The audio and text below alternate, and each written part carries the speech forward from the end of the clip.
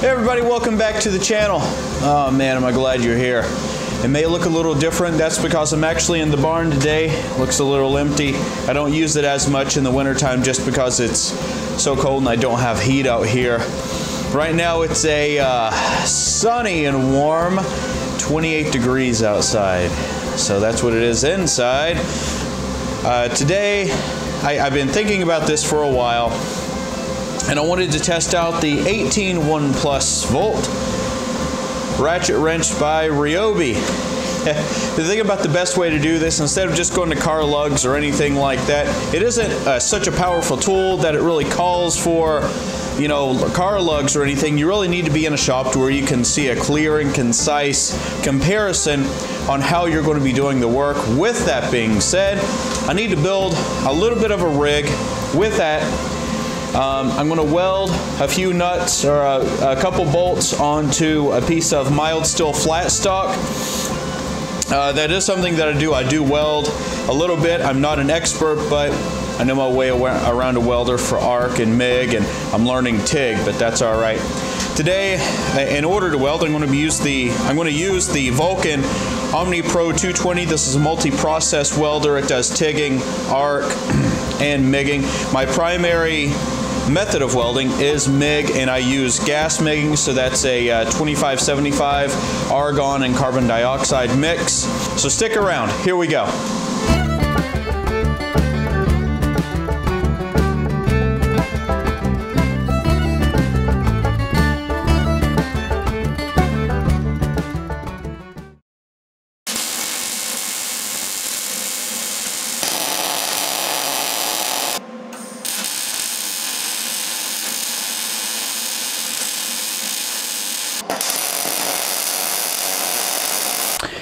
All right, finally we're back inside. It's nice to be back inside where it's 55 degrees instead of, it wasn't even 28 like I thought. It was 25 degrees and that's Fahrenheit. So everybody that uses Celsius, that is 7 degrees below freezing, and that's pretty normal for where I live. So anyways, let's get back into it. We're gonna do a really nice test with the P344 ratchet wrench, and this is a right angle ratchet wrench. We're going to be using a 1/4 inch, 2.5 inch lag. Let's try to drive it into this 4x4 pressure treated timber, and if that doesn't work, then we're going to use a 4-inch lag. I do not think that it will make this in, but we could see how far we get it. Now for the actual test, and what makes this pretty viable is I have the welded bolts here, and we're going to be using this. I have a 10mm and I have 11/16. And what I want to do here first is I want to tighten these all the way down. I'm going to use a digital torque wrench, and we're going to break them loose to see if it breaks at the torque rating that this have, which is 35 foot-pounds. And then I'm going to tighten these down to 35 foot-pounds, and let's see if this guy can actually break them off. So before then, let's pull it in just a little closer and take a look at this. So as we talked about before, this is the P344 from Ryobi right angle ratchet wrench, 3/8 ratchet wrench. A couple great features that this has is that the head actually rotates, so you pull up the collar and it will rotate around. So this gives you a lot of versatility when you're working in tight spaces. This does feature a forward and reverse, so it has a toggle on the back, just like a typical ratchet wrench. It does feature a paddle switch on the bottom, and this is variable speed. That's reverse. And that's forward. And it does have a light on both sides, so that's awesome. So depending on where you're actually working, you have light on both sides, so that's great. It does have a paddle lock here, so you don't accidentally turn it on. And it has storage for an extension. That's pretty nice. So we will, oh, you know what? I don't have it on, but on the bottom here, it has a place for a belt clip. Pretty nice to have. We will be testing this out with the 4 amp hour battery. That's what it calls for, and it even says it somewhere on here that you need a 4 amp hour battery. So, has a really nice rubber overmold, and it has the traditional Gen 2 hash marks on here, or hash grips, if you will. So let's go ahead and get into the test. First, we will try the lags, and then we will go into the bolts. Okay, so this is a 2.5 inch, 1/4 inch lag screw. I'm using a deep well socket on this one.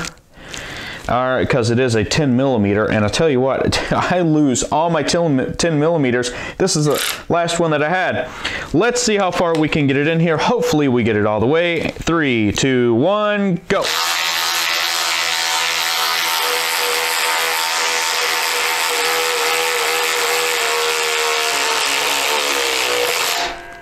Oh, look at that. Drove it without a problem. All right, let's step up to the 4-inch lag screw.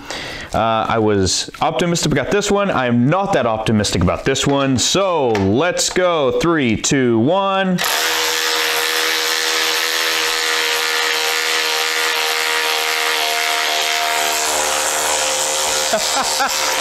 It's actually still going. Oh, oh, oh, oh, oh, oh. Oh, it made it in. I can't believe it actually did it. That is pretty phenomenal. Okay, so I'm going to tighten these down as tight as I can possibly get them. Then we'll use the torque wrench in order to pull them off, and we'll see what actual torque it gets.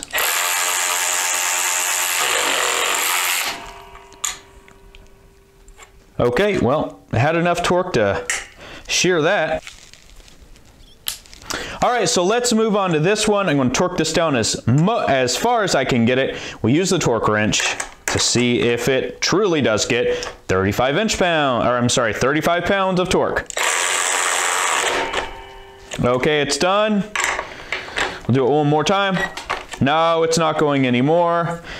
Let's get out the torque wrench. Okay, so I have the digital torque wrench. I have it set at 35 foot-pounds of torque. I know I keep saying inch-pounds. I don't mean to, but it's 35 foot-pounds of torque, and it should beep if this got it tightened to that. So let's see if I can't just get it right here. And here we go. Let's see what it actually goes to. No, it didn't. Okay, so I think that was right around 21 foot-pounds of torque, but let's tighten it to 35 now.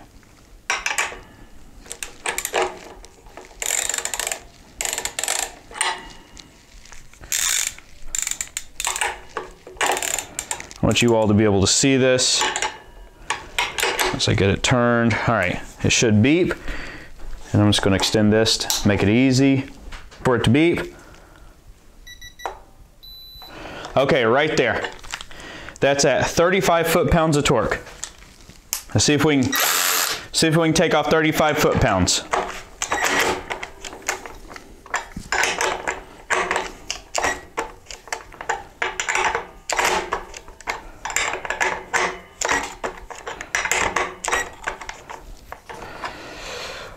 So it's a full battery, 4 amp hour battery.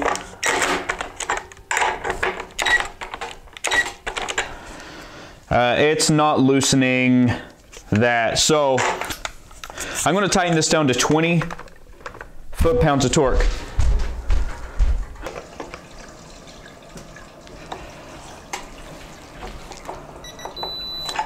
Okay, that's 20 foot-pounds.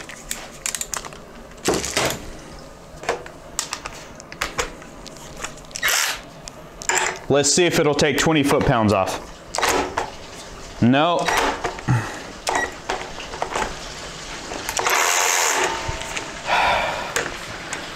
No, it wouldn't even do 20 foot-pounds. So, all right, guys, so there you have it. It was a quick test of this ratcheting wrench to see how it would perform. I was very impressed with the lag screws. That's not something this is really meant to do, but it drove them very well. It was a 4-inch and 2.5-inch. Then when we go over to the bolts, and this is where I thought it would shine, it did snap off the smaller 1/4-inch.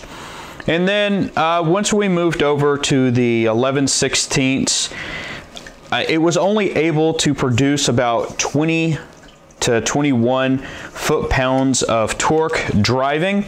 But when I tried to reverse it and I put 35 foot-pounds of torque, which this is rated for, the loosening was not able to actually take that off. Then I lowered it to 20 foot-pounds and it still wasn't able to take it off. So I'm kind of disappointed with that. I don't know if the fastening is the same with the loosening on the torque for this, but I think with the features that it has, it's pretty nice. It's really meant for light duty work, not so much heavy duty work. So anyways, thanks for watching, everybody. We'll see you in the next video.